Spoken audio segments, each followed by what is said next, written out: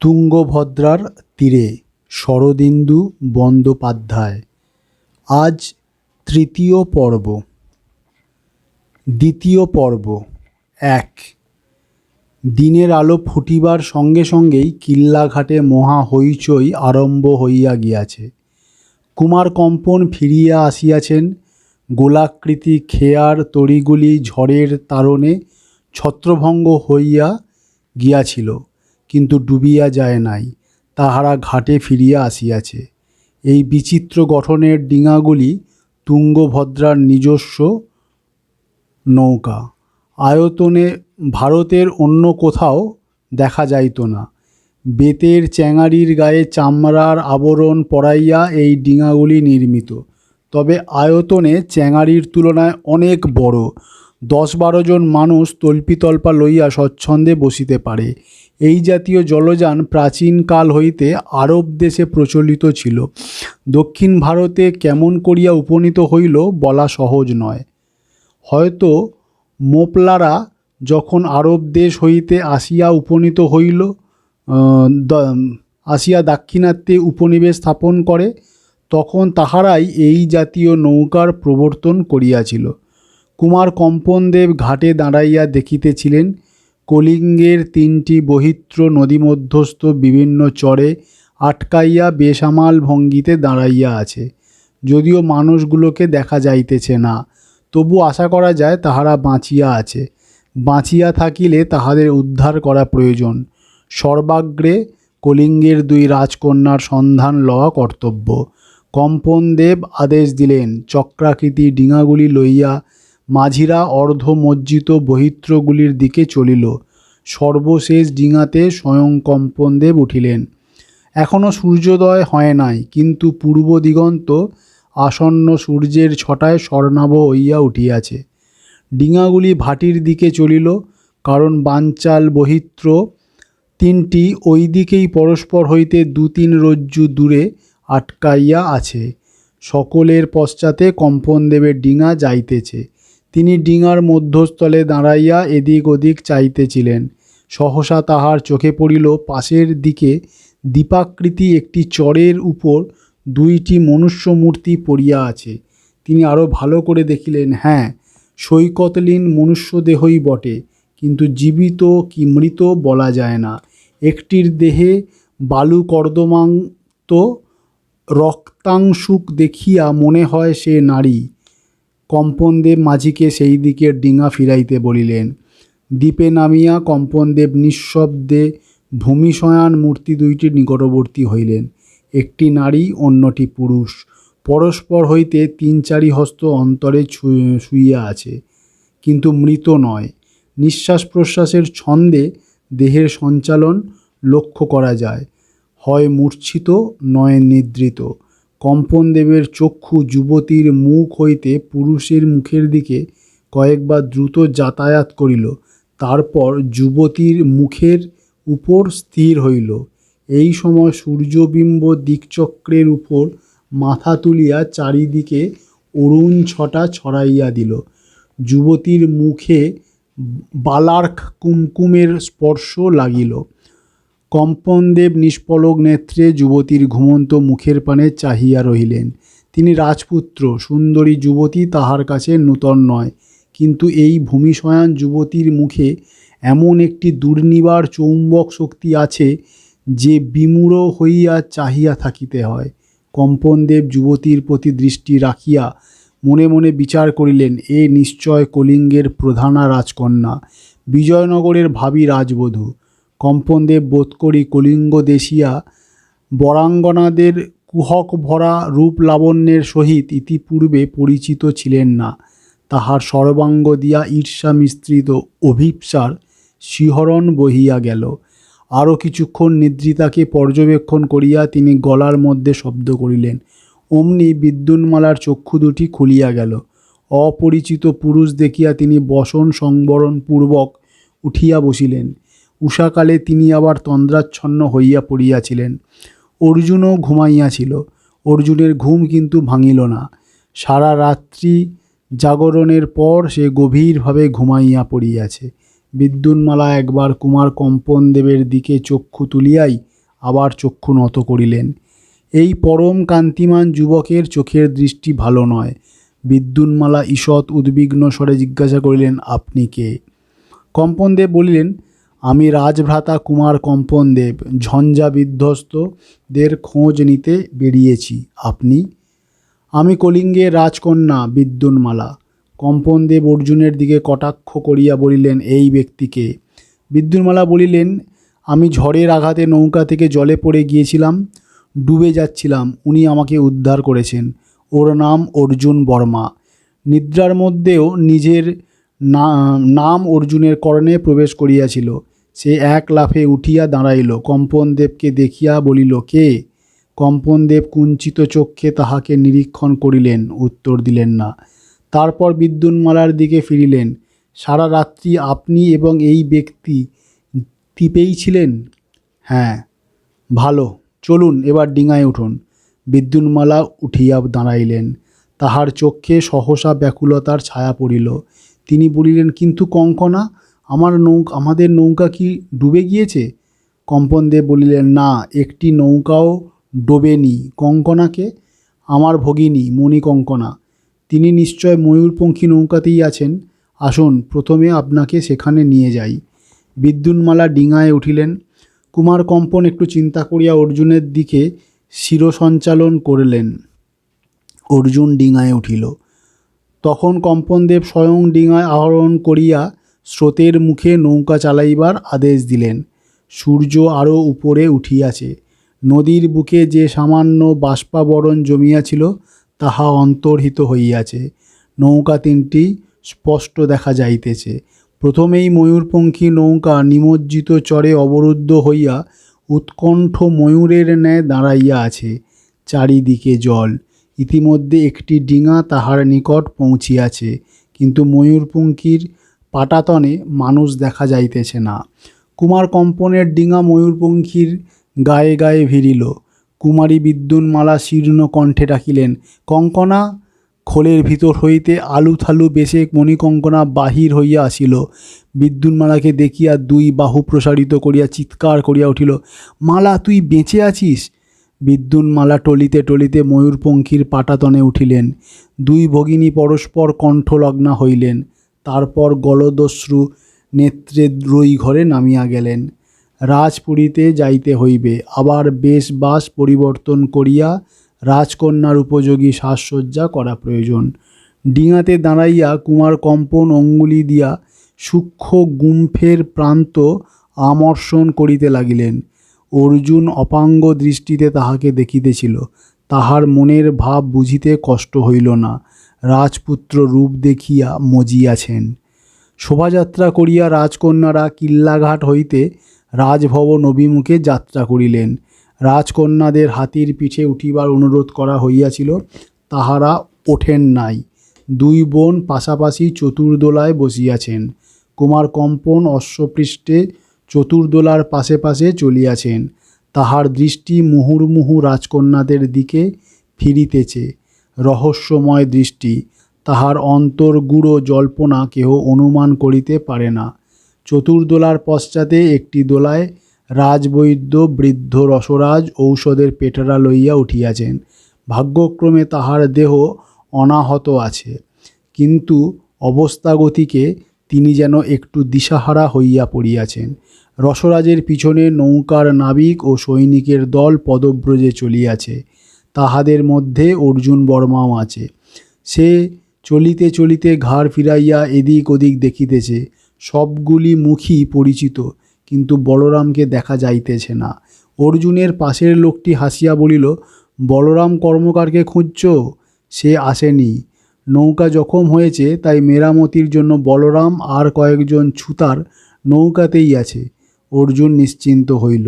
বিচিত্র নগর শোভা দেখিতে দেখিতে চলিল। শোভাযাত্রার গতি দ্রুত নয়। সম্মুখে 5টি হাতি ও পশ্চাতে অশ্বারোহীর দল তাহার বেগ ও মর্যাদা সংযত করিয়া রাখিয়াছে। আজ আর মুরজ মুজলি বাজিতেছে না। থাকিয়া থাকিয়া বিপুল শব্দে তুড়ি ও পটহ ধ্বনিত হইতেছে, যেন বিজয়ী সৈন্যদল ডঙ্কা বাজাইয়া গৃহে ফিরিতেছে।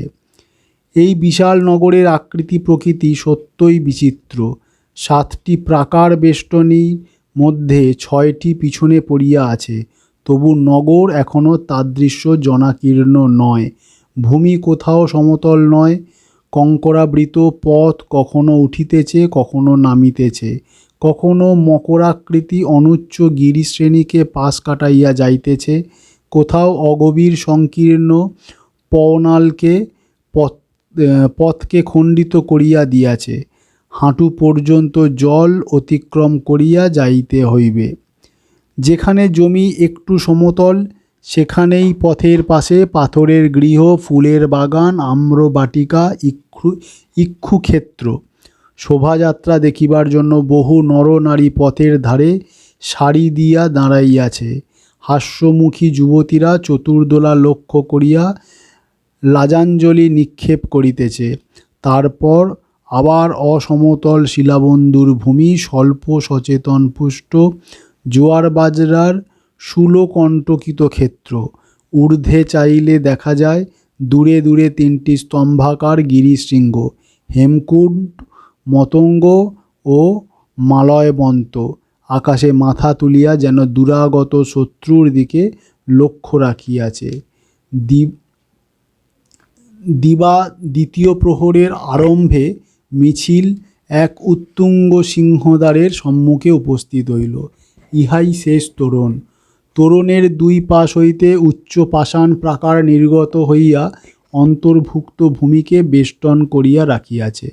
বিস্তীর্ণ নগরচক্রের ইহা কেন্দ্রস্থিত নাভি।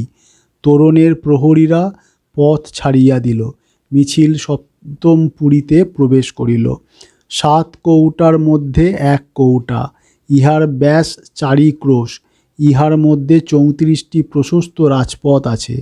তন্মধ্যে প্রধান রাজপথের নাম পানসুপারি রাস্তা। নাম পানসুপারি রাস্তা হইলেও সোনা রূপা হীরা জহরতের বাজার। এই মণিমাণিক্যের হাটের মাঝখানে রাজভবনের অসংখ্য হর্ম্যরাজি। মিছিল সেই দিকে চলিল। গভীর শব্দে ডঙ্কা ও তুড়ি বাজিতেছে। পথে লোকারণ্য। পথিপার্শ্বস্থ অট্টালিকাগুলির অলিন্দে বাতায়নে চাঁদের হাট। 2 সুন্দরী রাজকন্যাদের দেখিয়া সকলে জয়ধ্বনি করিতেছে। মণিকঙ্কনা ও বিদ্যুন্মালা চতুর্দলায় পাশাপাশি বসিয়া আছেন। মণিকঙ্কনা সাহসিনী মেয়ে, কিন্তু তাহার বুকও মাঝে মাঝে দুরু দুরু করিয়া উঠিতেছে। বিদ্যুন্মালার আয়ত চক্ষু সম্মুখ দিকে প্রসারিত, কিন্তু তাহার মন আপন তলে গভীরতায় ডুবিয়া গিয়াছে।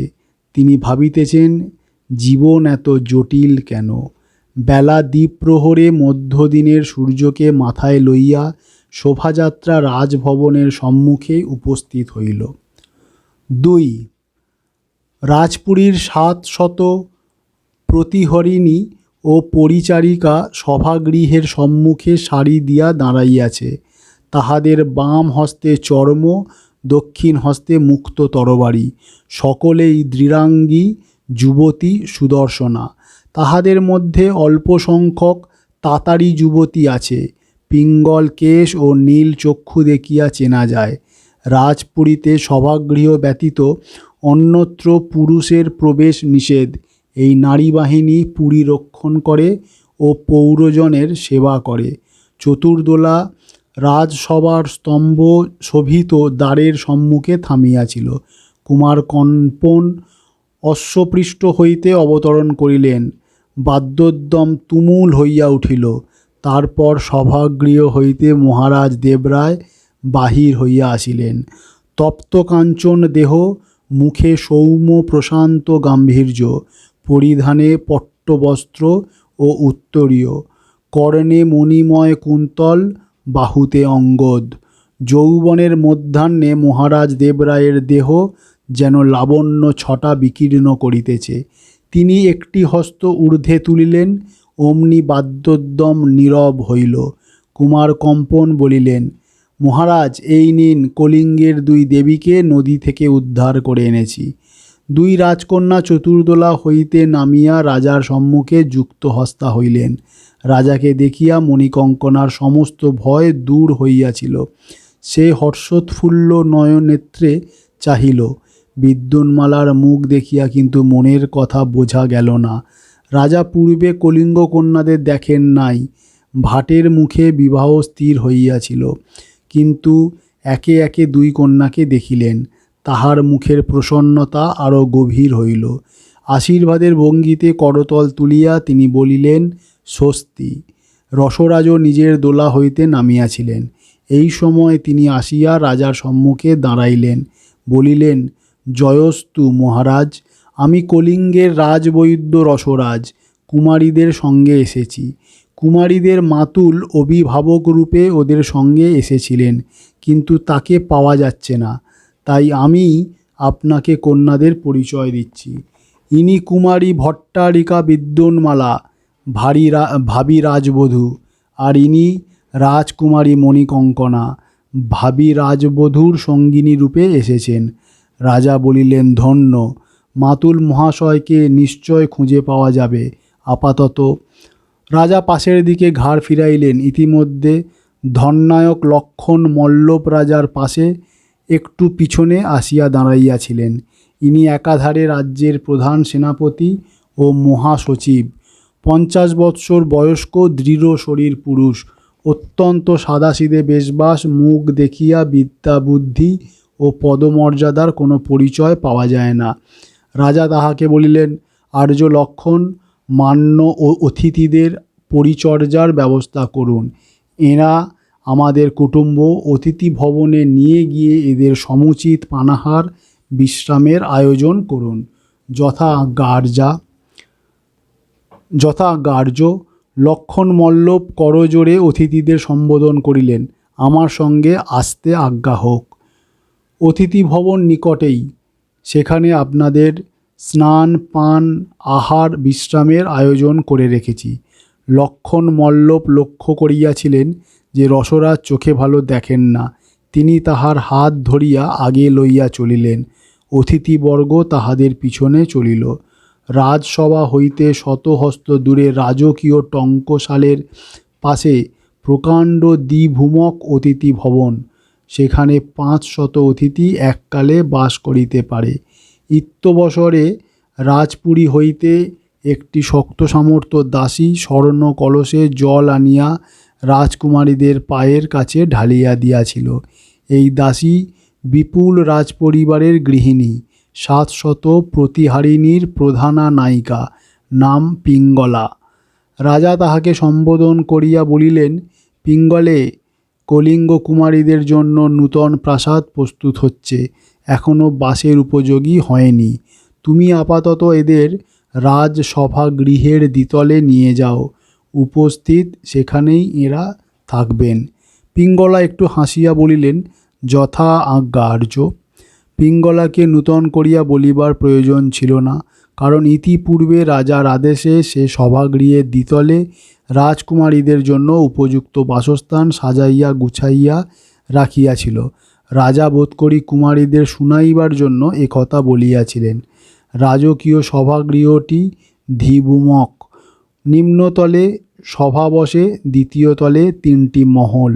একটিতে মহারাজ দিবাকালে বিশ্রাম করেন, দ্বিতীয়টিতে রাজার পাকশালা। সেখানে 10টি পাচিকা রাজার জন্য রন্ধন করে। নপুংসক কাঞ্চুকি পাকশালার দ্বারের পাশে বসিয়া পাহারা দেয়। তৃতীয় মহলটি এতদিন শূন্য পড়িয়াছিল, এখন সাময়িকভাবে নবাগতাদের বাসস্থান নির্দিষ্ট হইয়াছে। রাজা পুনশ্চ বলিলেন, এদের নিয়ে যাও, যথোচিত সেবা করো। দেখো যেন সেবার ত্রুটি না হয়। পিঙ্গলা বলিল, ত্রুটি হবে না মহারাজ, আমি নিজে এদের সেবা করব। ভালো।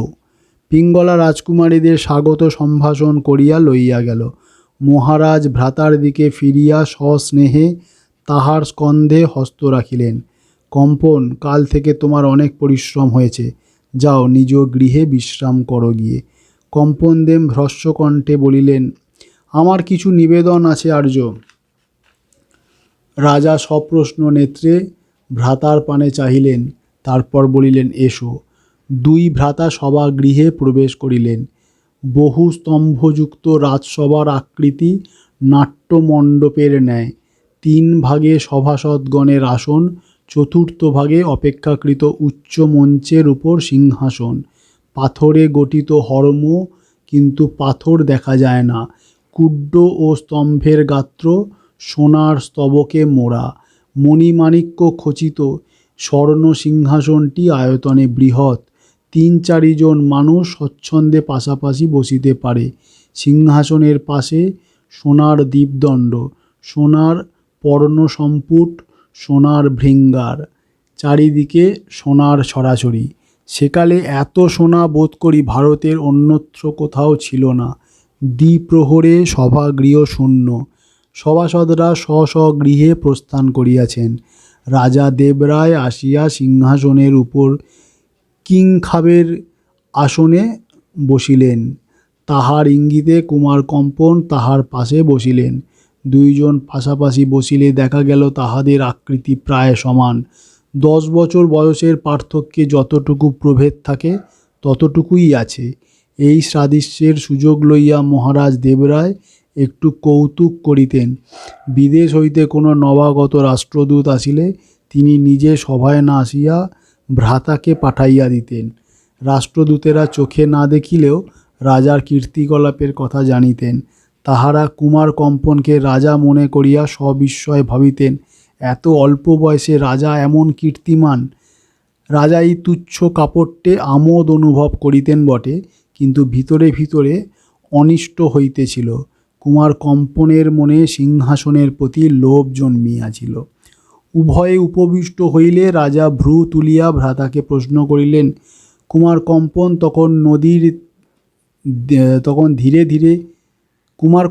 তখন ধীরে ধীরে বিদ্যুন্মালা ও অর্জুন বর্মার কথা বলিতে আরম্ভ করিলেন। অর্জুন বর্মা নদী হইতে বিদ্যুন্মালাকে উদ্ধার করিয়াছিল।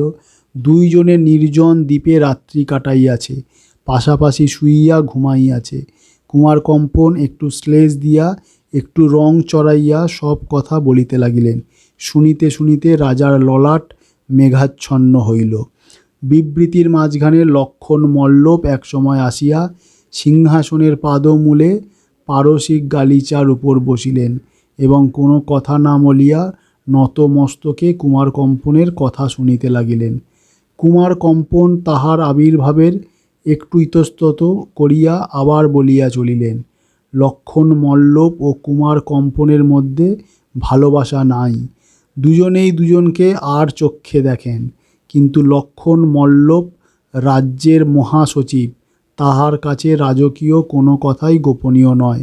কুমারকম্পন বিবৃতি শেষ করিয়া বলিলেন, মহারাজ, আমার বার্তা নিবেদন করলাম, এখন আপনার অভিরুচি। তারপর লক্ষণ মল্লবের দিকে বক্র কটাক্ষপাত করিয়া বলিলেন, আমার বিবেচনায় এ কন্যা বিজয়নগরের রাজবধূ হবার যোগ্যা নয়। রাজা ক্ষণেক নীরব থাকিয়া বলিলেন, তুমি যাও, বিশ্রাম করো গিয়ে। কুমারকম্পন অভিবাদন করিয়া প্রস্থান করিলেন। নিজের মনোগত অভিপ্রায় না জানাইয়া যতটা বলা যায় তাহা বলা হইয়াছে। আপাতত এই পর্যন্ত থাক। রাজা ও মন্ত্রী পরস্পরের চোখে চোখ রাখিয়া কিছুক্ষণ বসিয়া রহিলেন। তারপর রাজা বলিলেন, আপনি বোধহয় কম্পনের কথা সবটা শোনেননি। লক্ষণ মল্লব বলিলেন, না শুনলেও অনুমান করতে পেরেছি। আপনার কি মনে হয়? লক্ষণ মল্লব বলিলেন, ঘটনা সত্য বলেই মনে হয়, কিন্তু ইঙ্গিতটা অমূলক। আমি রাজকন্যাকে দেখেছি, আমার মনে কোনো সংশয় নেই। কিন্তু রাজা থামিলেন। লক্ষণ মল্লব বলিলেন, অর্জুন বর্মা নিশ্চয় দলের সঙ্গে এসেছে, তাকে প্রশ্ন করা যেতে পারে। রাজা বলিলেন, সেই ভালো, তাকে ডেকে পাঠান, আমি তাকে প্রশ্ন করব, আপনি তার মুখ লক্ষ্য করবেন। লক্ষণ মল্লব ঘাড় নাড়িয়া সায় দিলেন। তারপর বাম হস্ত দিয়া দক্ষিণ করতলে তালি বাজাইলেন। সঙ্গে সঙ্গে মঞ্চের পাশের দিক হইতে একজন চোপদার রক্ষী আসিয়া সিংহাসনের সম্মুখে রূপার ভল্ল নামাইয়া নতজানু হইল। মন্ত্রী বলিলেন, রাজকন্যাদের সঙ্গে যারা এসেছে তাদের মধ্যে একজনের নাম অর্জুন বর্মা। অতিথিশালা থেকে তাকে এখানে নিয়ে এসো। রক্ষী ভল্ল হস্তে উঠিয়া দাঁড়াইল। মন্ত্রী পুনশ্চ বলিলেন, বেঁধে আনতে হবে না, সমাদর করে নিয়ে আসবে। রক্ষী বলিল, যথা আজ্ঞা আর্য। রাজা বলিলেন, আমি বিরাম গৃহে যাচ্ছি, সেখানে তাকে পাঠিয়ে দিও। রক্ষী বলিলে, যথা আজ্ঞা মহারাজ। 3. অতিথি ভবনে বহু সংখ্যক পরিচারক নবাগতদের সেবার ভার লইয়াছিল। প্রথমে অতিথিরা শীতল তক্র পান করিয়া পথশ্রম দূর করিলেন, তারপর স্নান ও আহার। অতিথিরা অধিকাংশই আমিষাশী। বহুবিধ মৎস্য ও মাংসাদি সহযোগে জবারের রটিকা ও ঘৃতপক্ক তণ্ডুল গ্রহণ করিলেন। রসরাজ নিরামিষ খাইলেন। তাহার জন্য বিশেষ ব্যবস্থা, দধিমণ্ড, ক্ষীর, ফলমূল ও মিষ্টান্নের ভাগই অধিক। প্রচুর আহার করিয়া সুবাসিত তাম্বুল চর্বণ করিতে করিতে সকলে অতিথি ভবনের দ্বিতলে উপনীত হইলেন। দ্বিতলে সারি সারি অসংখ্য প্রকোষ্ঠ, প্রকোষ্ঠগুলিতে শুভ্র শয্যা বিস্তৃত। অতিথিগণ পরম আরামে সুকোমল শয্যায় লম্বমান হইলেন। অর্জুন বর্মা একটি প্রকোষ্ঠে উপাধান মাথায় দিয়া শয়ন করিয়াছিল।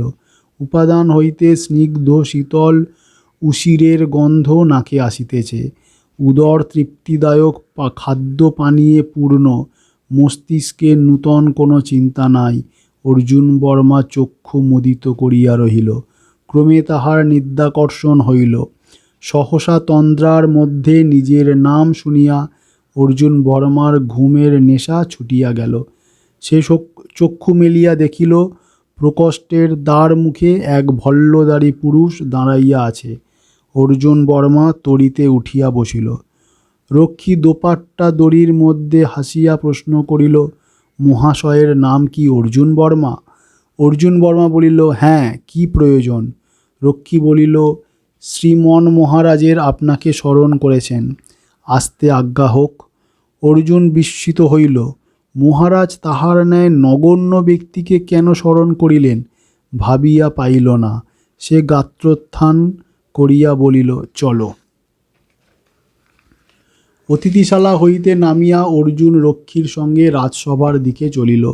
আকাশে এখন সূর্য পশ্চিমে ঢলিয়াছে, কিন্তু এখনও বাতাস উত্তপ্ত। পৌরজন গৃহচ্ছায়া ছাড়িয়া বাহির হয় নাই। জনশূন্য পুরভূমি দিয়া যাইতে যাইতে রক্ষী জিজ্ঞাসা করিল, রাজাকে কিভাবে অভিবাদন করিতে হয় আপনি জানেন তো? অর্জুন দাঁড়াইয়া পড়িল। সে কখনো রাজদরবারে যায় নাই। মাথা নাড়িয়া বলিল, না, জানি না। রক্ষী বলিল, চিন্তা নেই, আমি শিখিয়ে দিচ্ছি। সে মাটিতে ভল্ল রাখিয়া রাজবন্দনার প্রক্রিয়া দেখাইল।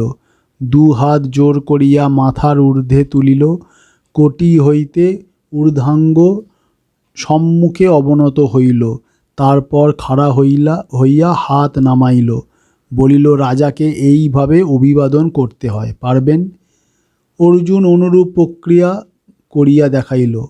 নূতনত্ব থাকিলেও এমন কিছু শক্ত নয়। রক্ষী তুষ্ট হইয়া বলিল, ওতেই হবে।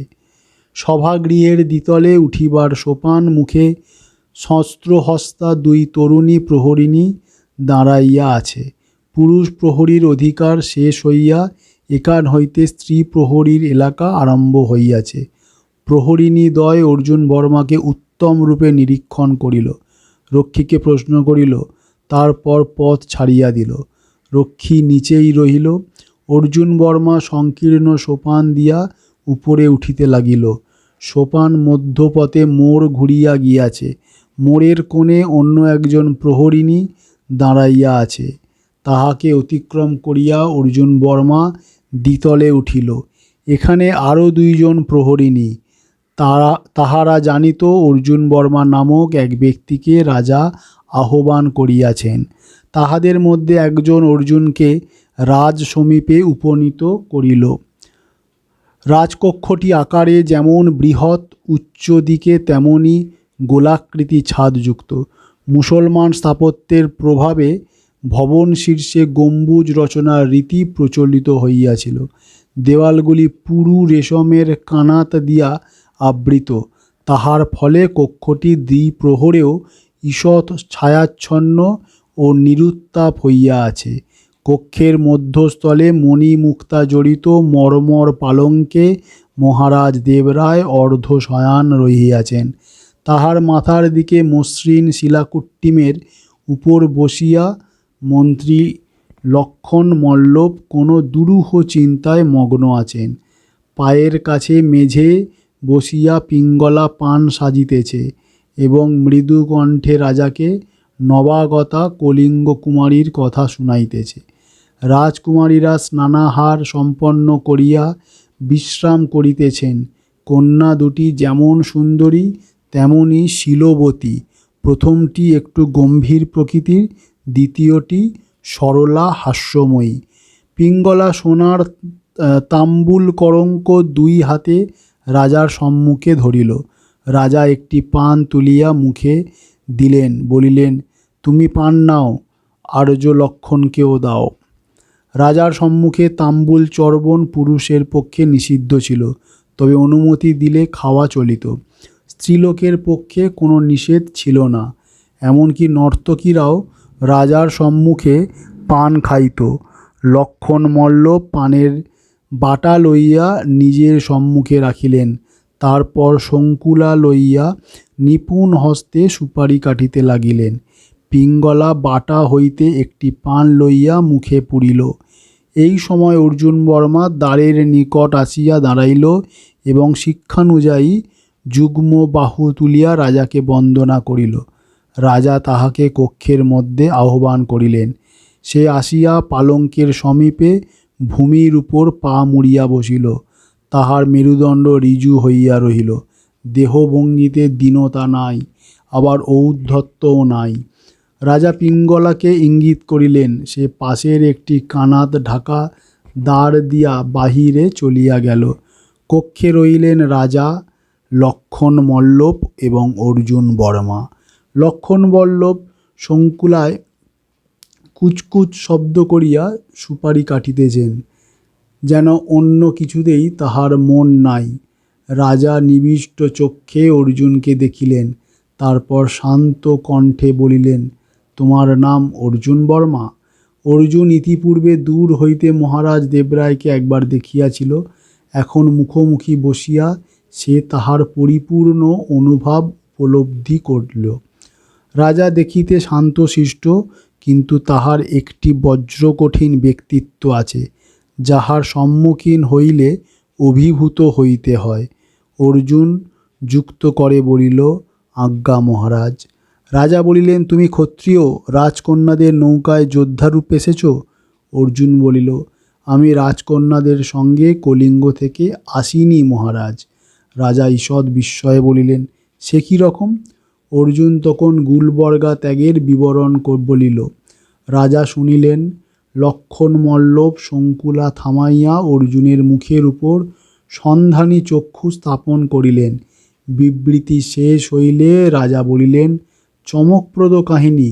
তোমার পিতার নাম কি? অর্জুন বর্মা বলিল, আমার পিতার নাম রাম বর্মা। রাজা একবার মন্ত্রীর দিকে অলসভাবে চক্ষু ফিরাইলেন। লক্ষণ মল্লবের শঙ্কুলা আবার সচল হইল। রাজা বলিলেন, ভালো সংবাদ পেয়েছি। কাল ঝড়ের সময় তুমি রাজকন্যাকে নদী থেকে উদ্ধার করেছিলে। তুমি উত্তম সন্তরক।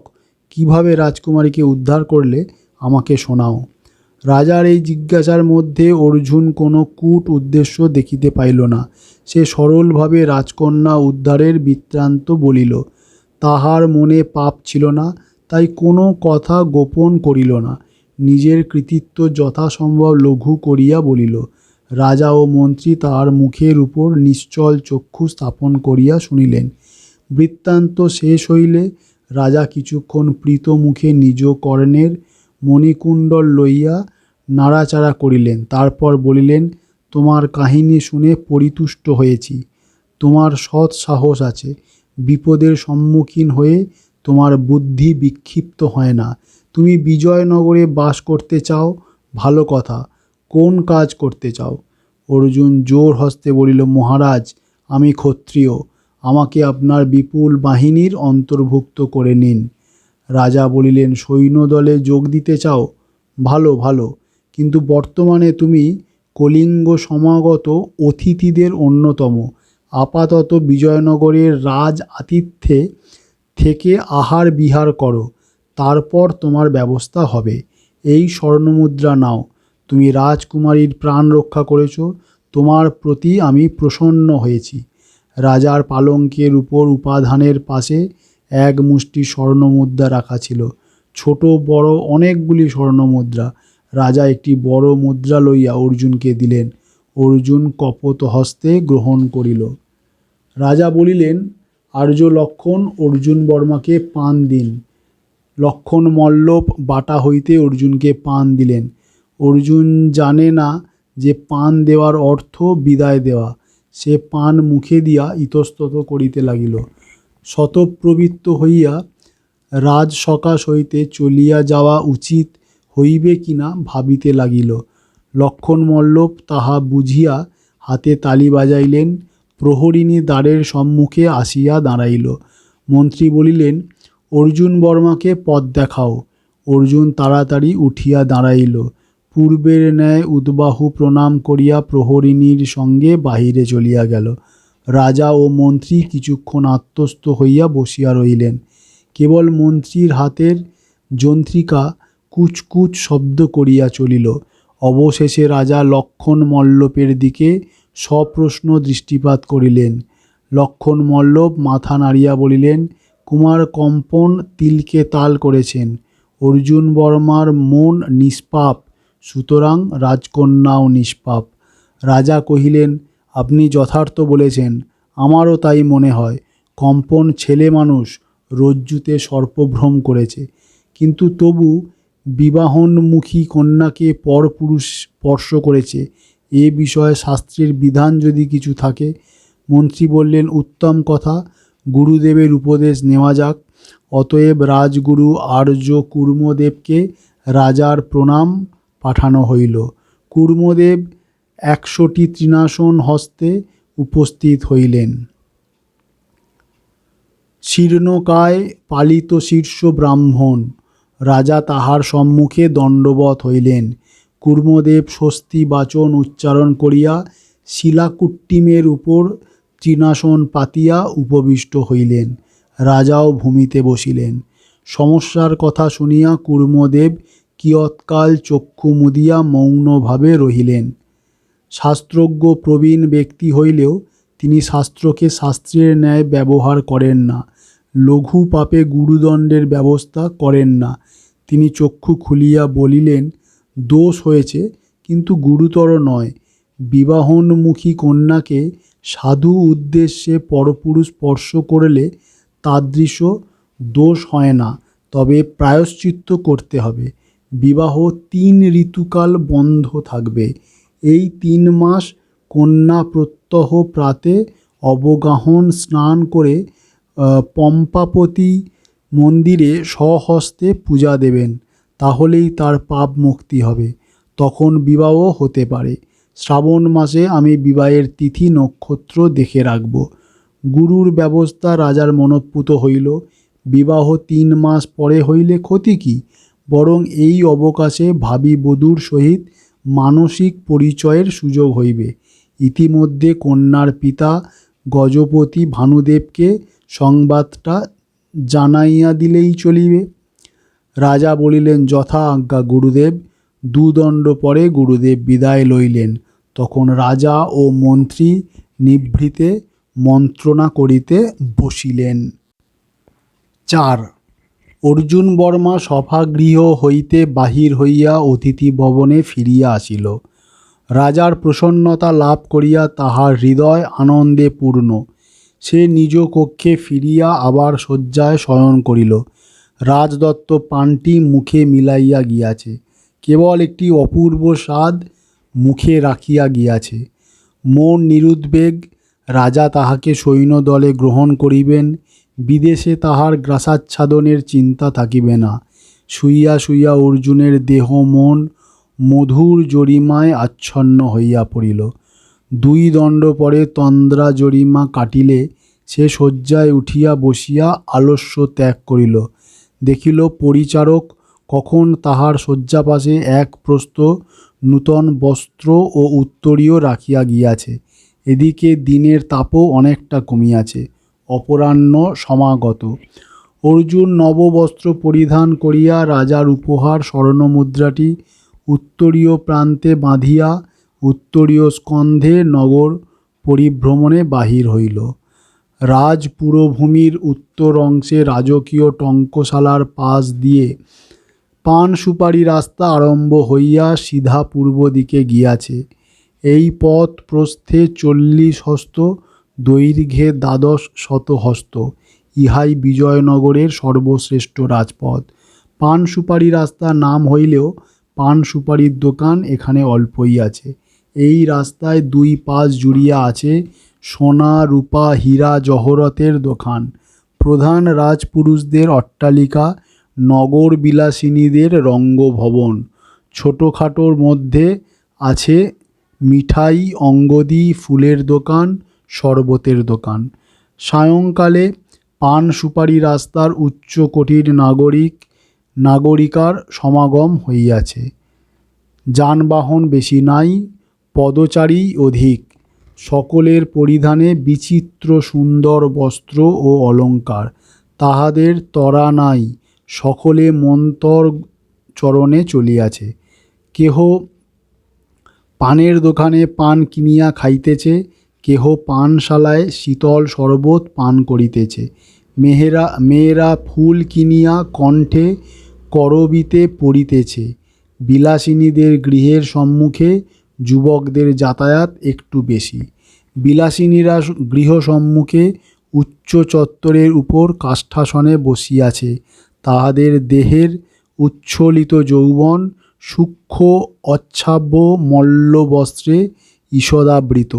কাহারও করবিতে দাসী চাঁপা ফুলের মালা জড়াইয়া দিতেছে, কেহ তাম্বুল রাগে অধর রঞ্জিত করিয়া পরিচারিকাদের সঙ্গে রঙ্গরসিকতা করিতেছে। তাহাদের বিদ্যুৎ বিলাসের ন্যায় হাস্যকটাক্ষ মুগ্ধ পথিকজনের চক্ষু ধাঁধিয়া দিতেছে। অর্জুন বর্মা অলস পদে চলিয়াছিল। চলিতে চলিতে সে কয়েকটি বিষয় লক্ষ্য করিল। বিজয়নগরের অধিবাসীদের মধ্যে ঘোর কৃষ্ণবর্ণ মানুষ বড় কেহ নাই। সকলেরই গায়ের রং অরুণাভ গৌর হইতে কচি কলাপাতার মতো কোমল হরিৎ পাণ্ডু। মেয়েরা সুগঠনা ও লাবণ্যবতী। এদেশের স্ত্রী পুরুষ কেহই পাদুকা পরিধান করেন না। এমনকি রাজা যতক্ষণ রাজপুরীর মধ্যে থাকেন তিনিও পাদুকা ধারণ করেন না। গুলবর্গায় মুসলমানেরা চামড়ায় সুঁড় তোলা নাগরা পরে। দেখা দেখি উচ্চ শ্রেণীর হিন্দুরাও নাগরা পরে। এদেশে কেবল তুরানি তীরন্দাজেরা স্থূল বৃষচর্মের ফৌজি জুতা পরে। এখানে মাথায় টুপি বা পাগড়ি পরার রেওয়াজ নাই। তুরানিরা ছাড়া সকলেই নগ্নশির। এখানে নারীদের পর্দা বা অবগুণ্ঠন নাই। তাহারা সহজ স্বচ্ছন্দতার সহিত পথে বাহির হয়। তাহাদের চোখের দৃষ্টি নম্র অথচ নিঃসংকোচ। তাহারা পরপুরুষ দেখিয়া ভয় পায় না। অর্জুনের বড় ভালো লাগিল। ফুলের মিশ্র সুগন্ধে আকৃষ্ট হইয়া অর্জুন এক ফুলের দোকানে উপস্থিত হইল। মালিনী একটি গৃহের সম্মুখভাগে প্রশস্ত বাতায়নের ন্যায় স্থানে বসিয়া ফুল বিক্রয় করিতেছে। গ্রীষ্মকালে রকমারি ফুলের অভাব। বিজয়নগর গোলাপ ফুলের জন্য বিখ্যাত। সেই গোলাপ ফুলের মরশুম শেষ হইয়াছে, তবু 2-4টা রক্তবর্ণ গোলাপ দোকানে আছে। স্তূপীকৃত সোনার বরণ চাঁপা ফুল আছে। আর আছে জাতি জুতি কাঞ্চন অশোক। বাতায়নের তোরণ হইতে সারি সারি নবমল্লিকার মালা ঝুলিতেছে। মালিনী বসিয়া মাল্য রচনা করিতেছিল। অর্জুন বাতায়নের সামনে গিয়া দাঁড়াইতে মালিনী চোখ তুলিয়া চাহিল। অর্জুন বলিল, মালা চাই। মালিনী একটু প্রগল্ভতা মুচকি হাসিয়া বলিল, কার জন্যে মালা চাই? নিজের জন্যে না নাগরীর জন্যে? অর্জুনও হাসিল, বলিল, আমি বিদেশী, নাগরী কোথায় পাব নিজের জন্যে মালা?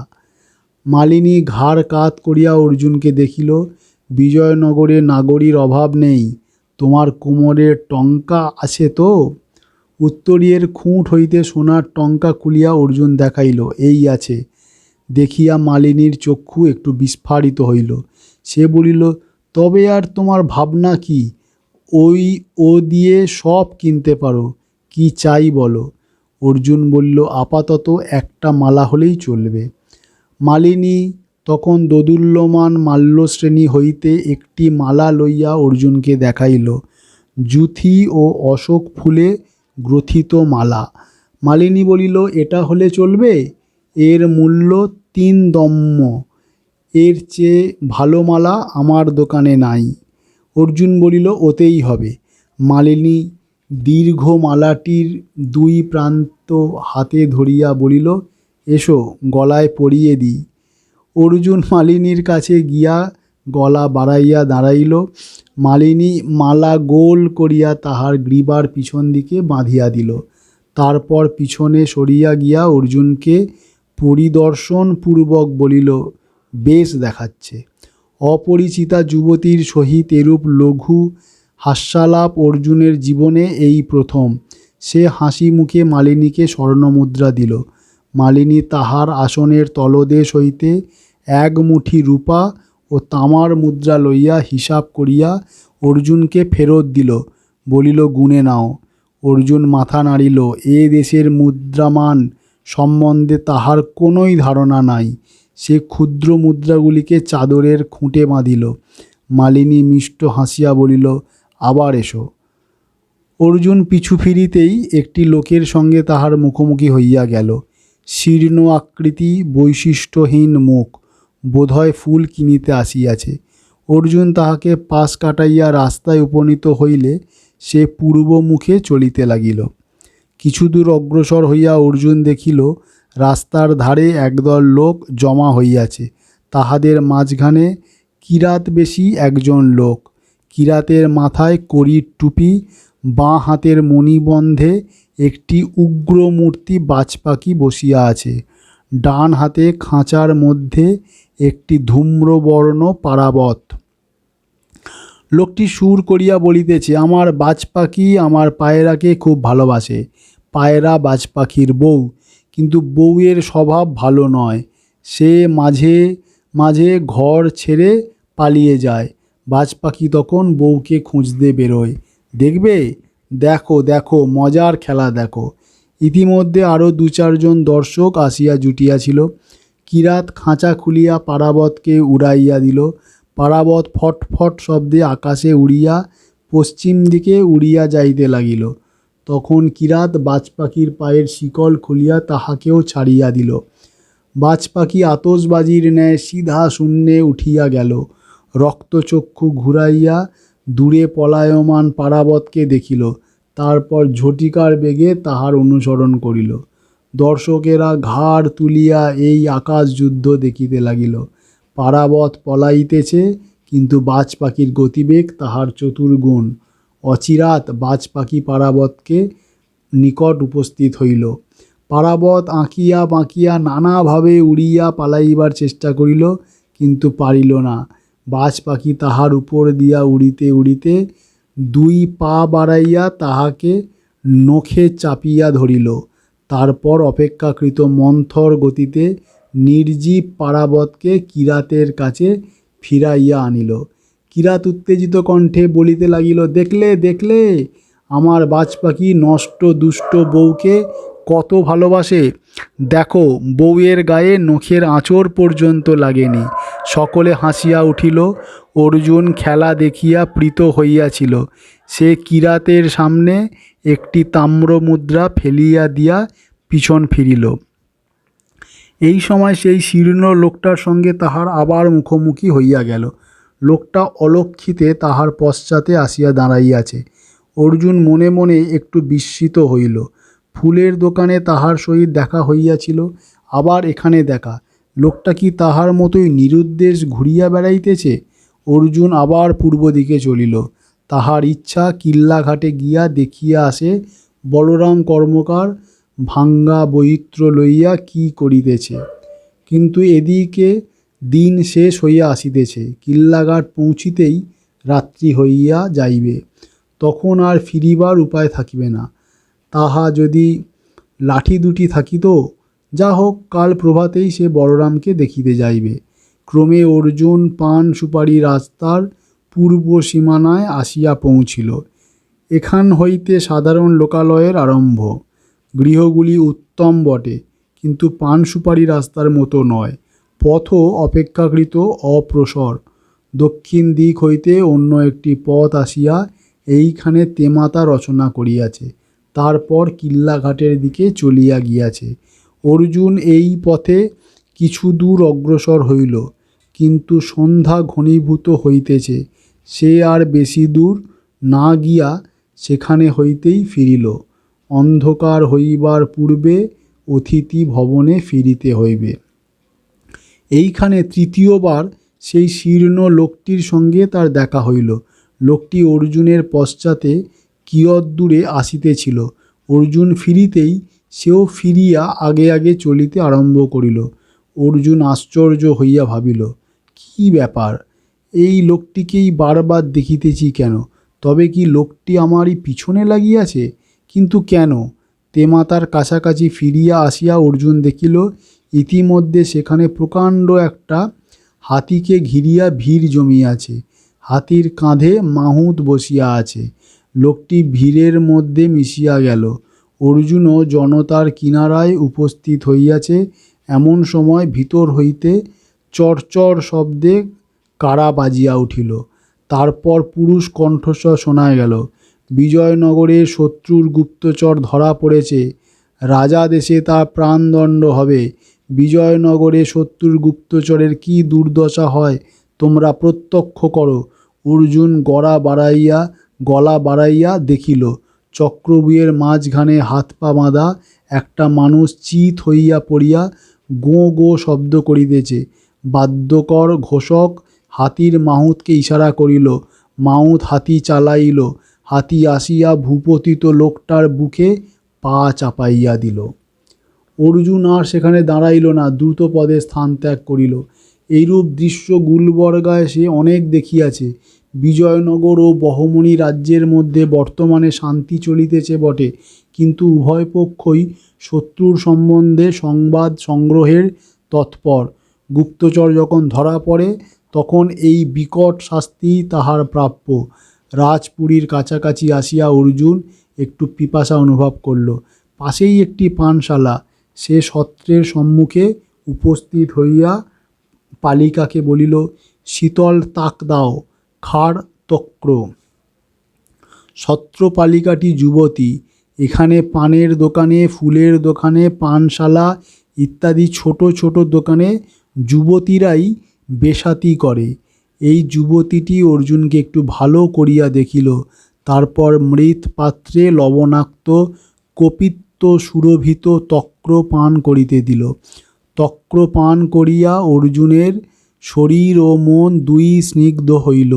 সে নিঃশেষিত মৃৎপাত্র ফেলিয়া দিয়া যুবতীকে জিজ্ঞাসা করিল, মূল্য কত? যুবতী অর্জুনকে লক্ষ্য করিতেছিল, বোধহয় তাহার বেশবাসে কিছু বিশেষত্ব দেখিয়া থাকিবে। সে বলিল, তুমি বিদেশী, আজ কি তুমি কলিঙ্গ রাজকন্যাদের সঙ্গে এসেছ? অর্জুন বলিল, হ্যাঁ। যুবতী মাথা নাড়িয়া বলিল, তাহলে দাম নেব না, তুমি আজ আমাদের অতিথি। অর্জুন কিছুক্ষণ চাহিয়া রইল, তারপর স্মিত মুখে ধন্য বলিয়া বাহির হইল। আকাশে রাত্রির পক্ষ ছায়া পড়িয়াছে। পথের দুই পাশে ভবনগুলিতে সন্ধ্যাদীপ জ্বলিতে আরম্ভ করিয়াছে। চলিতে চলিতে অর্জুন চক্ষু তুলিয়া দেখিল, দূরে পশ্চিম দিকে হেমকূট পর্বতের মাথায় অগ্নিস্তম্ভ জ্বলিয়া উঠিল। আরও কিছু দূর গিয়া সে সহসা দাঁড়াইয়া পড়িল। তাহার দেহ রোমাঞ্চিত হইয়া উঠিল। এমন অনুভূতি সে পূর্বে কখনো পায় নাই। তাহার মনে হইল, এতদিনে সে নিজের দেশ খুঁজিয়া পাইয়াছে। এই বিজয়নগরই তার স্বদেশ, তাহার স্বর্গাদপি গরীয়সী মাতৃভূমি। অগ্নিশীর্ষ হেমকূটের পানে চাহিয়া তাহার চক্ষু বাষ্পাকুল হইয়া উঠিল। অর্জুন জানিত না যে মাতৃভূমি বলিয়া কোনো বিশেষ ভূখণ্ড নাই। মানুষের সহজাত সাংস্কৃতিক কেন্দ্র যেখানে, মাতৃভূমিও সেইখানে। 5. রাজপুরীতে বেলা শেষের প্রহর বাজিলে মহারাজ দেবরায় অপরাহ্নিক সভা ভঙ্গ করিয়া গাত্রোত্থান করিলেন।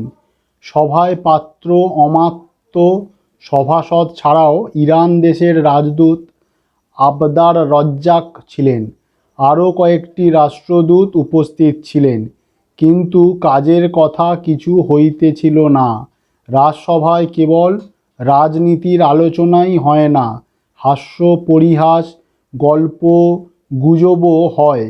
সকলে রাজাকে অভিবাদন করিয়া বিদায় হইলেন। দ্বিতলের বিরাম মন্দিরে গিয়া রাজা প্রথমে কেতকী সুরভিত জলে স্নান করিলেন, তারপর আহারে বসিলেন। কিঙ্করীরা কক্ষে অসংখ্য ঘৃত দ্বীপ ও অগুরবর্তী জ্বালিয়া 2 হস্ত পরিমাণ চতুষ্কোণ একটি কাষ্ঠ পিঠিকা 3 জন কিঙ্করী ধরাধরি করিয়া মহারাজের পালঙ্কের পাশে রাখিল। অনুচ্চ পিঠিকার উপর বৃহৎ সুবর্ণ থালি, থালির উপর অগণিত সোনার পাত্রে বিবিধ প্রকার অন্ন ব্যঞ্জন। মহারাজ আচমন করিয়া আহারে মন দিলেন।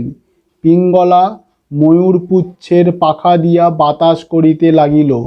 কঞ্চুকি হেমবেত্র হস্তে দ্বারের কাছে দাঁড়াইয়া পরিদর্শন করিতে লাগিলেন। আহার করিতে করিতে দেবরায় পিঙ্গলার দিকে চক্ষু তুলিলেন। কলিঙ্গ কুমারীদের খাওয়া হয়েছে?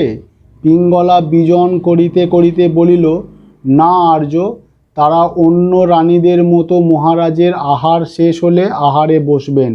মহারাজ আর কিছু বলিলেন না। আহারান্তে একটি দাসী জলের ভৃঙ্গার হইতে মহারাজের হাতে জল ঢালিয়া দিল। মহারাজ হস্ত মুখ প্রক্ষালন করিলেন। অতঃপর কঞ্চুকি ও দাসী কিঙ্করীরা রাজাকে প্রণাম করিয়া প্রস্থান করিল। কেবল পিঙ্গলা রহিল। পিঙ্গলার হাত হইতে পান লইয়া দেবরায় শয্যায় অর্ধশয়ান হইলেন। বলিলেন, পিঙ্গলে, তুমি দেবীদের সংবাদ পাঠিয়ে দাও যে আমার নৈশাহার শেষ হয়েছে। আজ্ঞা মহারাজ।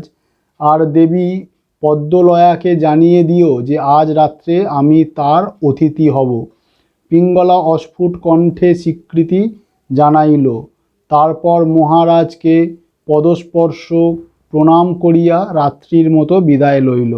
রাজা কবে কোন রানীর মহলে রাত্রিবাস করিবেন তাহা অতিশয় গোপনীয় কথা, পূর্বাহ্নে কেহ জানিতে পারে না।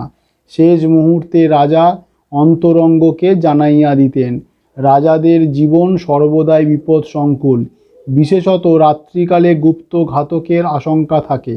তাই রাজা কোথায় রাত্রিযাপন করিবেন তাহা যথাসম্ভব গোপন রাখিতে হয়।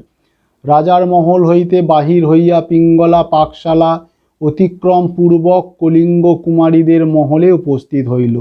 এই মহলে গম্বুজ শীর্ষ বৃহৎ একটি কক্ষ ঘিরিয়া অপেক্ষাকৃত ক্ষুদ্র কয়েকটি প্রকোষ্ঠ। একটি প্রকোষ্ঠে রাজকন্যাদের নৈশাহারের আয়োজন হইয়াছে। কয়েকজন দাসী কাষ্ঠ পিঠিকায় অন্ন ব্যঞ্জন সাজাইয়া অপেক্ষা করিতেছে। রাজকুমারীরা বড় ঘরে আছেন। পিঙ্গলা সেখানে গিয়া যুক্ত করে বলিল, মহারাজের নৈশাহার সম্পন্ন হয়েছে, এবার আপনারা বসুন। 2 রাজকন্যা ভোজন কক্ষে গমন করিলেন। কাষ্ঠ পিঠিকার 2 পাশে রেশমের আসন পাতা, রাজকন্যারা তাহাতে বসিলেন। 4 জন পরিচারিকা তাহাদের পরিচর্যা করিতে লাগিল। পিঙ্গলা কিছুক্ষণ দাঁড়াইয়া দেখিল, তারপর বলিল, অনুমতি করুন, আমি অন্য রানীদের সংবাদ দিতে যাই। সংবাদ না পাওয়া পর্যন্ত তারা আহারে বসবেন না। বিদ্যুন্মালা উদাস মুখে নীরব রহিলেন। মণিকঙ্কনা মৃদু হাসিয়া বলিল, এসো, এই দাসীরা আপনাদের সেবা করবে। কাল প্রাতে আমি আবার আসব। পিঙ্গলা যুক্ত করে প্রণাম করিয়া চলিয়া গেল। 2 ভগিনী নীরবে আহার করিতে লাগিলেন। বিদ্যুন্মালা নামমাত্র আহার করিলেন। মণিকঙ্কনা প্রত্যেকটি ব্যঞ্জনের স্বাদ লইয়া খাইল। দুইজনের মনের গতি ভিন্নমুখী। বিদ্যুন্মালার মনে সুখ নাই। মহারাজ দেবরায়ের সুন্দর কান্তি এবং সদয় ব্যবহার দেখিয়া তাহার মন আরও বিকল হইয়া গিয়াছে। ভাগ্যবিধাতা যেন এক হাতে সব দিয়া অন্য হাতে সব হরণ করিয়া লইতেছেন। মণিকঙ্কনার মনে কিন্তু বসন্তের বাতাস বহিতেছে। আশঙ্কার ঝড় বাদল আপাতত দূরাগত হইয়া হৃদয়াকাশে পূর্ণিমার চাঁদ উঠিয়াছে। দাসীদের সম্মুখে কোনো কথা হইল না। আহার সমাপন করিয়া রাজকন্যারা শয়নকক্ষে গেলেন। কক্ষের দুই পাশে প্রকাণ্ড দুটি পালঙ্কের উপর শয্যা, শয্যার উপর জাতিপুষ্প বিকীর্ণ। মৃগমদ গন্ধে কক্ষ আমোদিত। মণিকঙ্কনা দাসীদের বলিল, তোমরা যাও, আর তোমাদের প্রয়োজন হবে না। একটি দাসী বলিল, যে আজ্ঞা রাজকুমারী। দ্বারের বাইরে প্রতিহারিণীরা প্রহরায় রইল, যদি প্রয়োজন হয় হাততালি দেবেন। দাসীরা প্রস্থান করিলে মণিকঙ্কনা বলিল, মালা, তুই কোন পালঙ্কে শুবি? বিদ্যুন্মালা বলিলেন, দুই পালঙ্কই সমান, যেটাতে হয় শুলেই হলো। আয়, দুজনে এক পালঙ্কেই শুই। সেই ভালো, নৌকোতে একলা শোয়ার অভ্যাস ছেড়ে গেছে। দুজনে একসঙ্গে শয়ন করিলেন। মণিকঙ্কনা ভগিনীর পানে চাহিয়া বলিল, তোর কি এখানে কিছুই ভালো লাগছে না? অমন মনমরা হয়ে আছিস কেন? আসল কথা মণিকঙ্কনাকেও বলিবার নয়। বিদ্যুন্মালা বলিলেন, মামা আর মন্দোদরীর কথা মনে হচ্ছে, কি জানি তারা বেঁচে আছে কি না। চিপিটক ও মন্দোদরীর কথা মণিকঙ্কনা ভুলিয়া গিয়াছিল। হঠাৎ স্মরণ করাইয়া দিতে সে থতমত হইয়া চুপ করিল। তারপর ক্ষীণ কণ্ঠে বলিল, সত্যি কি আর ডুবে গেছে? হয়তো বেঁচে আছে, কাল খবর পাওয়া যাবে। চিপিটক ও মন্দোদরী বাঁচিয়াছিলেন, কিন্তু রাজভৃত্যেরা অনেক খোঁজাখুঁজি করিয়াও তাহাদের পায় নাই, পাইবার কথাও নয়। ঝড়ের প্রারম্ভে নৌকা হইতে জলে নিক্ষিপ্ত হইয়া চিপিটক মন্দোদরীর পা চাপিয়া ধরিয়াছিলেন। তারপর ঝড়ের প্রমত্ত আস্ফালনে পৃথিবী লণ্ডভণ্ড হইয়া গেল, কিন্তু চিপিটক মন্দোদরীর পা ছাড়িলেন না। তিনি বুঝিয়াছিলেন মন্দোদরীর চরণ ছাড়া তাহার গতি নাই। মন্দোদরী ডুবিল না। চিপিটকের নাকে মুখে জল ঢুকিলেও তিনি ভাসিয়া রহিলেন। তারপর যুগান্ত কাটিয়া গেল। নিবিড় অন্ধকারে তাহারা কোথায় চলিয়াছেন কিছুই জ্ঞান নাই।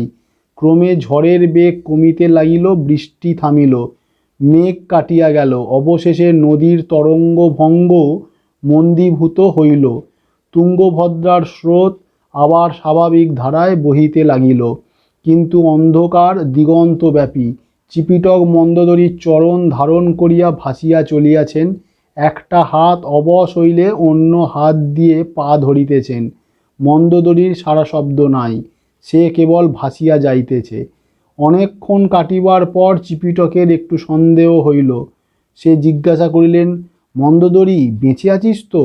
মন্দোদরী এক ঢোক জল খাইয়া বলিল, আছি, জয় দারুব্রহ্ম।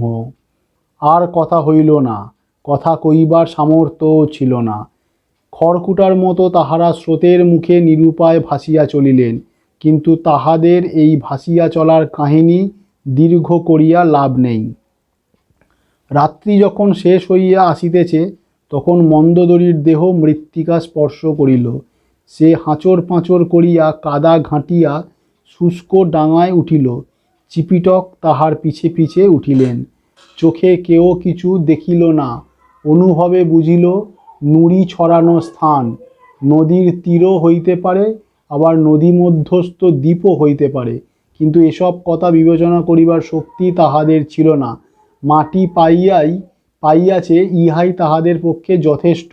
তাহারা যেমন ছিল সেই অবস্থায় নুড়ি বিছানো মাটির উপর শুইয়া অঘোরে ঘুমাইয়া পড়িল। প্রথমে ঘুম ভাঙিল মন্দোদরীর। সে চক্ষু মেলিয়া দেখিল প্রভাত হইয়াছে। একদল স্ত্রীলোক তাহাকে ঘিরিয়া দাঁড়াইয়া খিলখিল হাসিতেছে। মন্দোদরীর সর্বাঙ্গে সোনার গহনা, কিন্তু বস্ত্র নামমাত্র।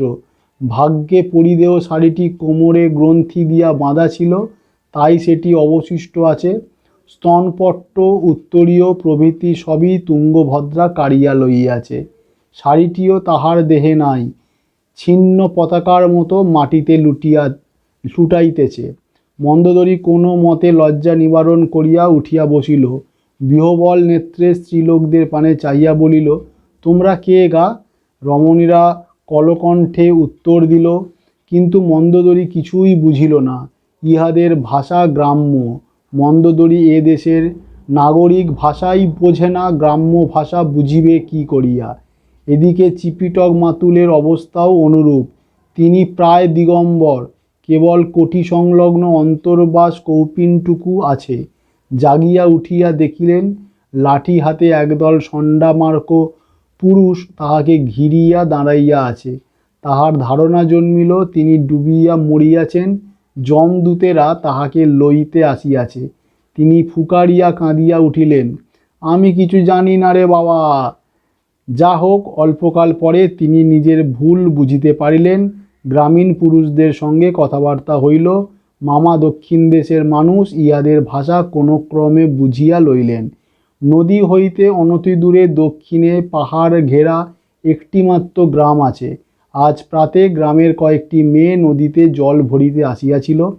তাহারা দেখিল উপল বিকীর্ণ উপকূলে দুইটি নরনারী মূর্তি পড়িয়া আছে। তাহারা ছুটিয়া গিয়ে গ্রামে খবর দিল।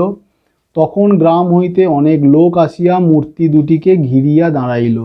তাহাদের বুঝিতে বাকি রইল না যে গত রাত্রির ঝঞ্ঝাবাতে নদীতে পড়িয়া ইহারা ভাসিয়া আসিয়াছেন। মামা কাতর স্বরে বলিলেন, এখন কি হবে? গ্রামের পুরুষেরা নিজেদের মধ্যে পরামর্শ করিল। তাহাদের জীবন বহির্জগৎ হইতে প্রায় বিচ্ছিন্ন। নূতন মানুষ তাহারা দেখিতে পায় না, তাই এই দুজনকে পাইয়া তাহারা পরম হৃষ্ট হইয়াছে। তাহাদের মধ্যে একজন বয়স্ক ব্যক্তি চিপিটককে বলিল, চলো আমাদের গ্রামে থাকবে। তাহারা মেয়ে পুরুষে দুইজনকে ধরাধরি করিয়া গ্রামে লইয়া চলিল। নদীর প্রস্তরময় তট হইতে সংকীর্ণ প্রণালীর মতো পথ গিয়াছে। সেই পথে পাদক্রোশ যাইবার পর গ্রাম। হাজার হাজার বছর পূর্বে এই স্থানে বোধহয় একটি হ্রদ ছিল। ক্রমে হ্রদ শুকাইয়া পলিমাটির উপর গাছপালা গজাইয়াছিল। তারপর মানুষ আসিয়া এই পাহাড় ঘেরা স্থানটিকে ঘিরিয়া বসিয়াছে, ফল ফলাইয়াছে, ফসল তুলিয়াছে, গরু ছাগল পুষিয়া শান্তিতে বাস করিতেছে।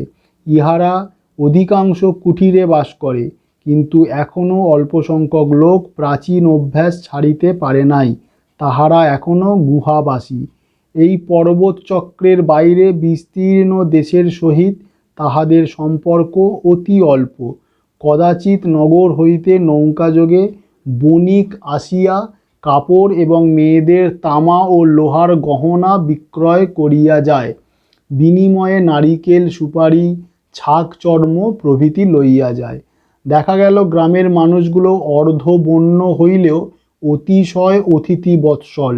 তাহারা অতিথিদের একটি বৃক্ষচ্ছায়ায় বসিয়া দুগ্ধ পিণ্ডক্ষীর খাইয়া দিল, পাকা আম ও কদলী দিল।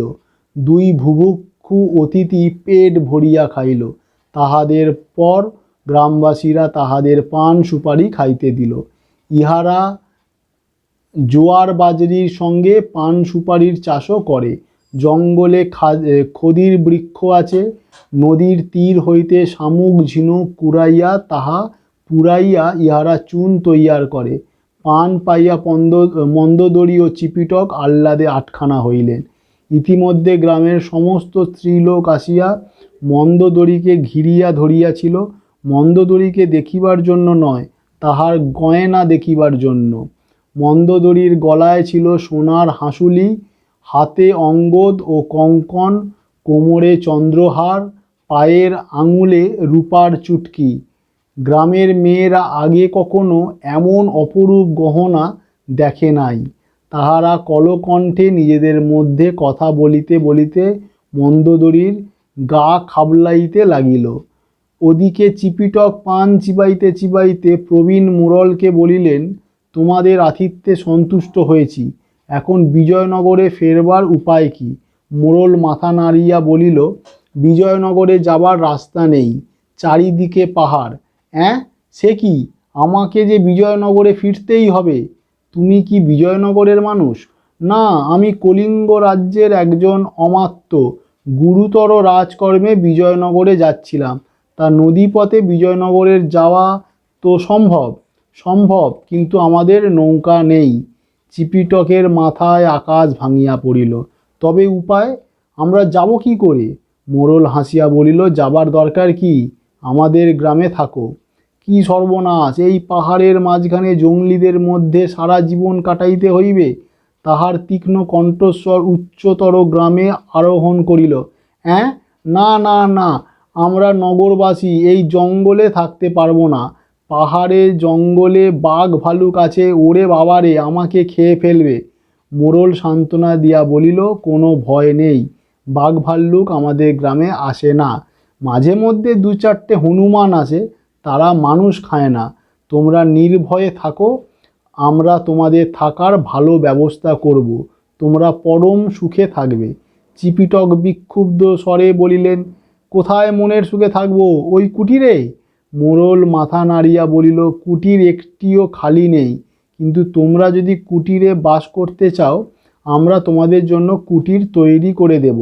আপাতত একটি সুন্দর গুহা আছে, তাতেই তোমরা থাকবে। চিপিটকের চক্ষু কপালে উঠিল। শেষে গুহা? এও অদৃষ্টে ছিল। অতি কষ্টে জিহ্বার জড়ত্ব দূর করিয়া চিপিটক বলিলেন, বণিকেরা আসে বলছিলে, তারা কি আসবে না?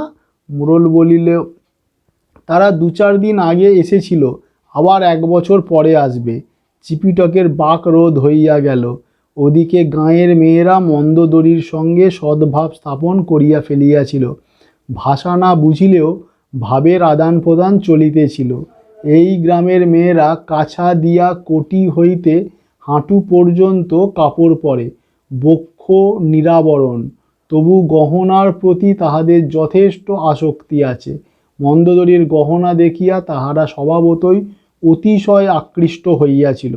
তাহারা মন্দোদরীকে 2 হাতে ধরিয়া টানিয়া তুলিল, বলিল, চলো, মোড়ল বলেছে তোমাদের গুহায় থাকবে, তোমাকে গুহায় নিয়ে যাই। কি সুন্দর গুহা, তোমরা দুজনে মনের আনন্দে থাকবে।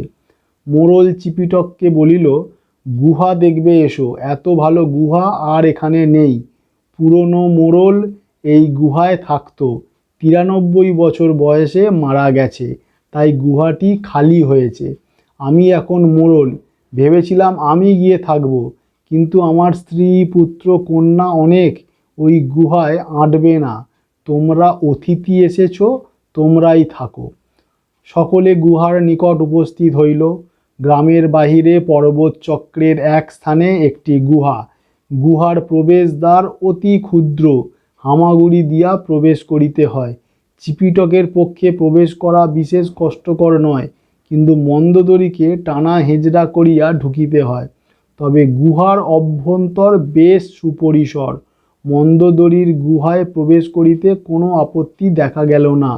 সে হামা দিয়া গুহায় প্রবেশ করিল।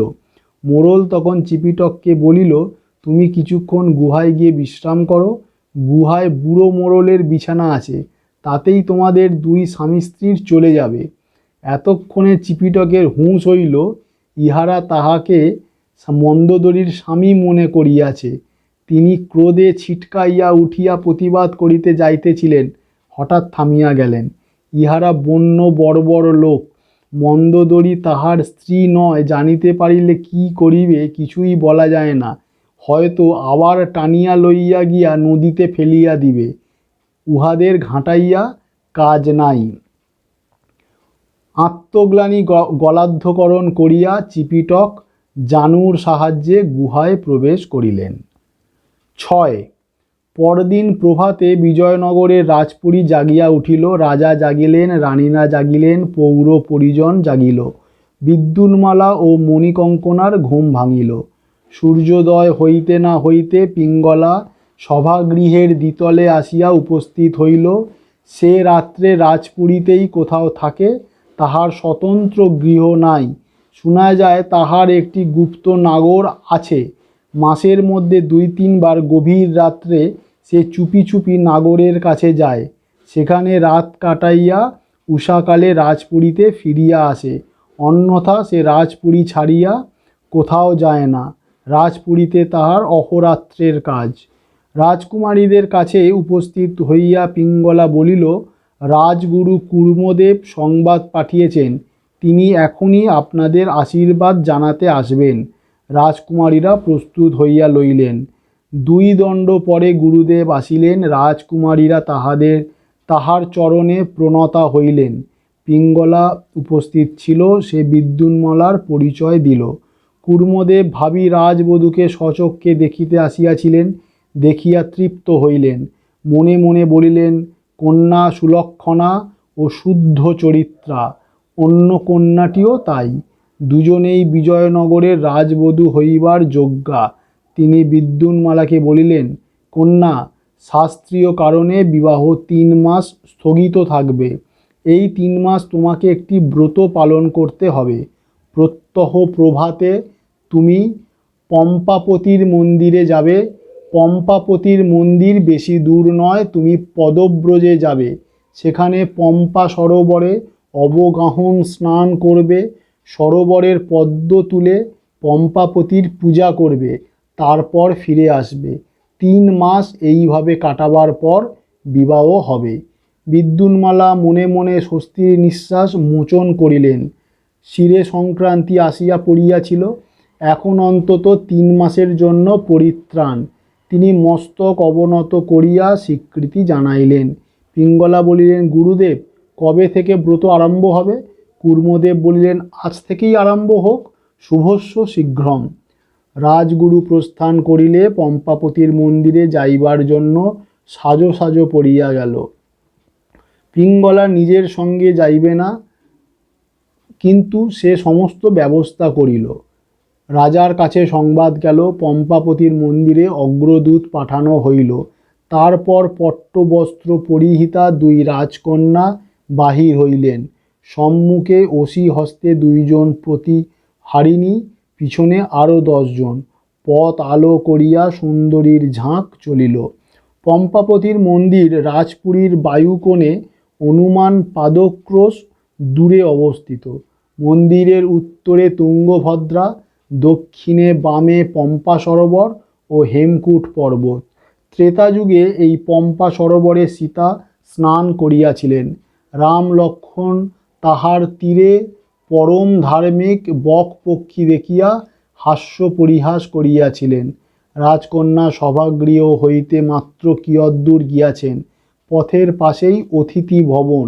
একটি যুবক অতিথি ভবন হইতে বাহির হইয়া সম্মুখে যুবতী প্রবাহ দেখিয়া পথপার্শ্বে থামিয়া গেল। তারপর সে যুবতীদের মধ্যে রাজকন্যাদের দেখিতে পাইল। রাজকন্যারা যুবককে দেখিয়াছিলেন এবং চিনিতে পারিয়াছিলেন, অর্জুন বর্মা। সে সসম্ভ্রমে 2 কর যুক্ত করিল। রাজকন্যাদের গতি স্থগিত হইল না, কিন্তু মণিকঙ্কনা চকিত হাস্যে দশনপ্রান্ত ঈষৎ উন্মোচিত করিল।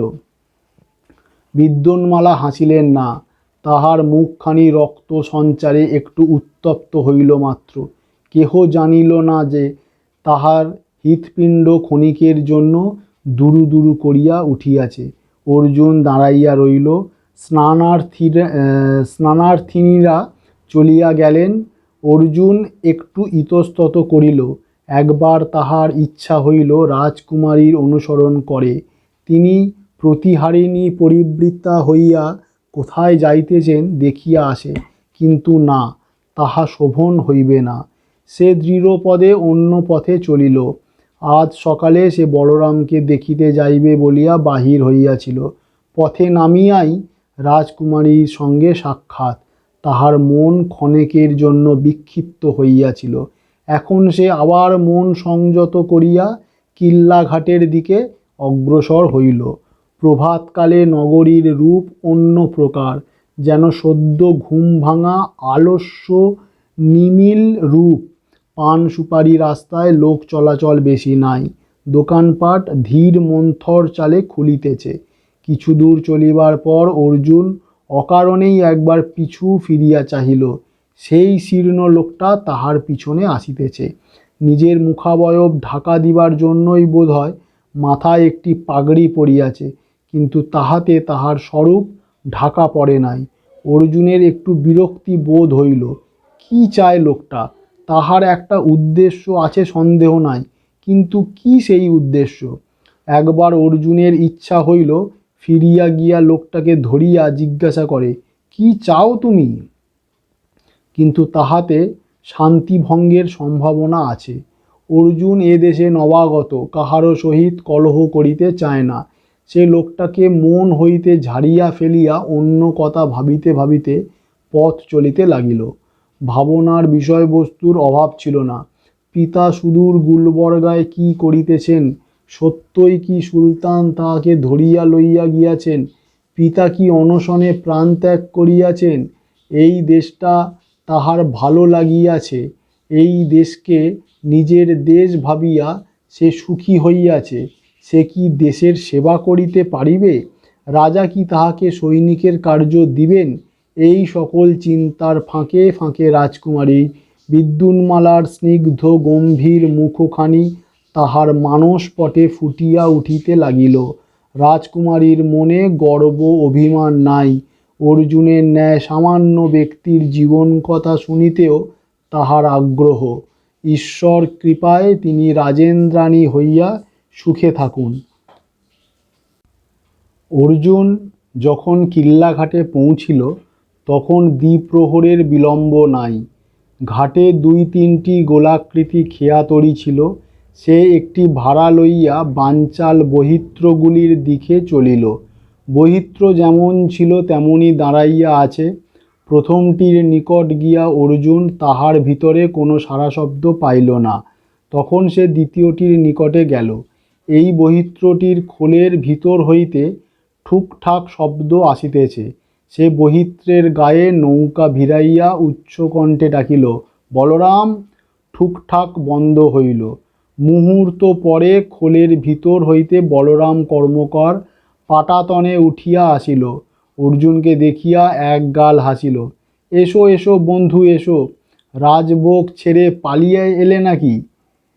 তোমাকে দেখতে এলাম। অর্জুন বহিত্রের গলুয়ে ডিঙা বাঁধিয়া পাটাতনে উঠিল। আমার লাঠি দুটো আছে তো? আছে, আমি যত্ন করে রেখেছি। চলো ছায়ায় যাই, এখানে বড় রৌদ্র। দুজনে চিপিটক মামার রই ঘরে গিয়া বসিল। মামার তৈজসপত্র পড়িয়া আছে, কেবল মামা নাই। দুজনে কিছুক্ষণ ঝড়ের সন্ধ্যের সংবাদ বিনিময় করিল। শেষে অর্জুন বলিল, বহিত্র কি বেশি জখম হয়েছে? বলরাম বলিল, জখম বেশি হয়নি, যেটুকু হয়েছে তা সূত্রধরেরা মেরামত করতে পারবে, কিন্তু 3টি বহিত্রই চড়ায় আটকে গিয়েছে। যতদিন না বর্ষার নদীর জল বাড়ছে ততদিন ওরা ভাসবে না। তোমার কাজ শেষ হয়েছে?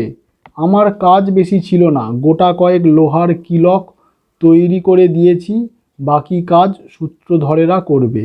তাহলে তুমি আমার সঙ্গে বিজয়নগরে চলো না? বেশ চলো। সে কিন্তু এখানে আহার তৈরি, খেয়ে নিয়ে বেরুনো যাবে। রান্না অবশ্য বেশি নয়, ভাত আর মাছের রাই ঝোল। মাছ কোথায় পেলে? তুঙ্গভদ্রায় মাছের অভাব? বঁড়শি দিয়ে ধরেছি। মাছের স্বাদ কিন্তু ভালো নয়, বাংলাদেশের মতো নয়। কাল খেয়েছিলাম। দুজনে নৌকার খোলের মধ্যে গিয়া আহারে বসিল। খাইতে খাইতে কথা হইতে লাগিল, রাজাকে দেখেছ? কেমন রাজা? রাজা আমাকে ডেকেছিলেন, আমি তার কাছে গিয়েছিলাম। রাজার মতন রাজা। আমাকে তার সৈন্যদলে নেবেন বলেছেন। অর্জুন রাজদর্শনের আখ্যান বিস্তারিত করিয়া বলিল। শুনিয়া বলরাম বলিল, তাই নাকি? তোমার কপাল ভালো। আমিও রাজার শ্রীচরণ দর্শন করতে চাই, বিশেষ প্রয়োজন আছে। তুমি ভাই একটু চেষ্টা করো। নিশ্চয় করব, আমার যথাসাধ্য করব। আহারান্তে কিছুক্ষণ বিশ্রাম করিয়া দুই বন্ধু গাত্রোত্থান করিল। বলরাম একটি পাটের থলিতে কিছু লোহা লক্কর লইয়া থলি কাঁধে ফেলিল। অর্জুন নিজের লাঠি দুটি হাতে লইল। গোল নৌকায় চড়িয়া তাহারা ঘাটে নামিল। অর্জুন দেখিল নির্জন ঘাটের এক কোণে শীর্ণকায় লোকটি বসিয়া আছে। গোল নৌকায় চড়িয়া তাহারা ঘাটে নামিল।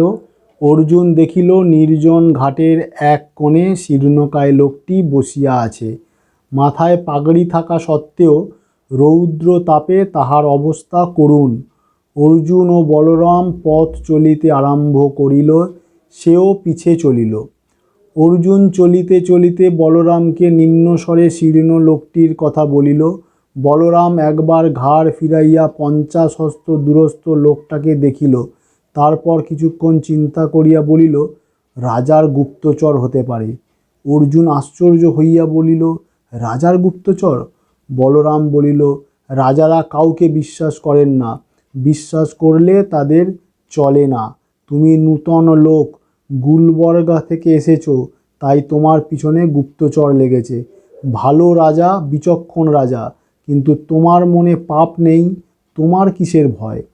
অর্জুন অনেকক্ষণ হতবাক হইয়া রহিল। রাজনীতির সহিত তাহার পরিচয় নাই।